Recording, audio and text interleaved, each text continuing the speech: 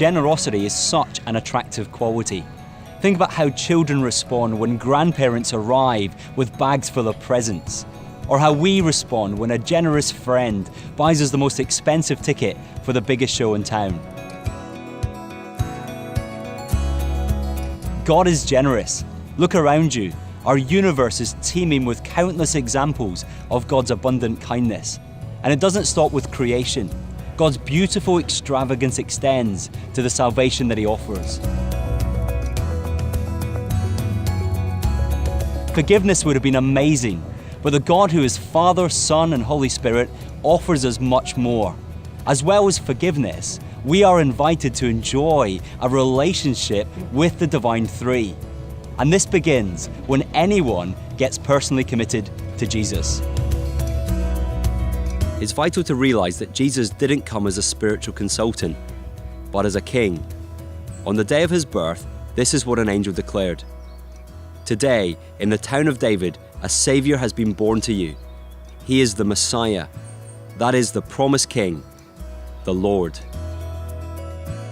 The difference between a king and a consultant is huge. Consultants never command us.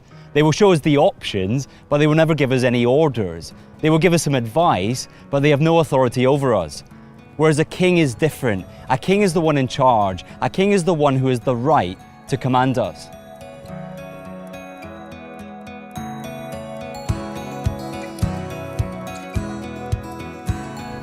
Instinctively, we don't like people telling us what to do.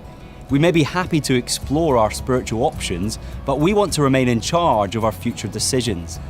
But that's not what Jesus offers. Jesus is the promised King, the one who deserves and demands to be in charge of everything we say and think and do. Now, that's not a bad thing. The rule of Jesus is for our delight. Surrendering to this King will change us in beautiful ways.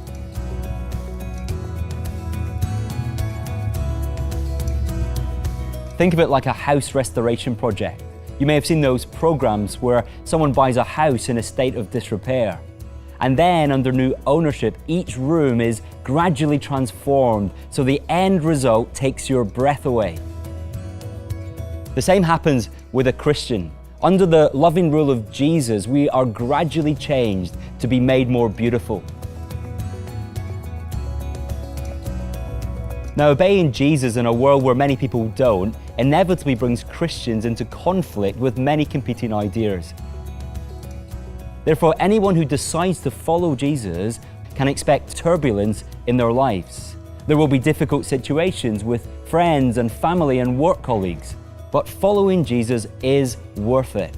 With Jesus in charge, this life is much more colorful, and the next life will be infinitely more pleasurable. One of the privileges of surrendering to Jesus as King is that we get to relate to His Father as our Father. On one occasion, Jesus' followers asked Him to teach them how to pray, and this is how He responded. When you pray, say, Father.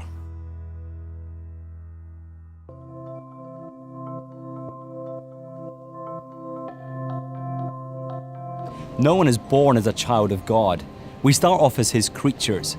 But when anyone decides to commit themselves to Jesus, they are united to Him by faith, and as a result, they are given a place in the Father's family. It's similar to what happens when two people get married. Not only do they find themselves in a new relationship, they find themselves in a new family. Some people were surprised when Prince William got engaged to Kate Middleton. She certainly wasn't poor, but neither was she from royal stock. But as soon as she got married, she became a member of the royal family. Now, something even more glorious happens for a Christian. Instantly, they become a child in the Father's family. And this has three wonderful implications. First, it provides us with great security. A child who disobeys loving parents will certainly impair the relationship until reconciliation is achieved.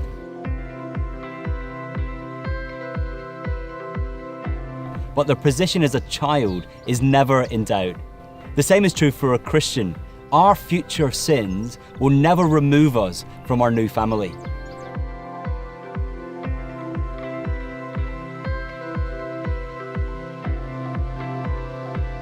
Second, it provides us with many new brothers and sisters who will love us and who we can love in return. And third, it provides us with a powerful motivation to change. We are now part of a new family, and so therefore we should seek to behave in the way revealed by our perfect Father. Now you may fear you could never do that. Maybe you've tried in the past and old habits haven't been broken. Well, listen to how Jesus' cousin John describes him. The people were waiting expectantly and were all wondering in their hearts if John might possibly be the Messiah. John answered them all, "I baptize you with water, but one who is more powerful than I will come, the straps of whose sandals I am not worthy to untie. He will baptize you with the Holy Spirit and fire."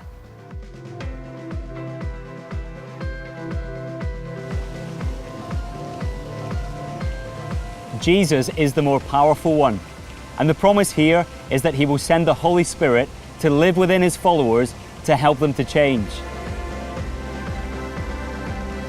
This means we don't have to be enslaved by our past or present circumstances. There is hope.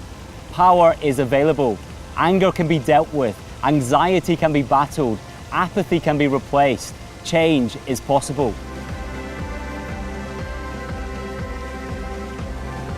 God is generous. We are offered a relationship with the Father, the Son, and the Holy Spirit. The only question is, how will we respond?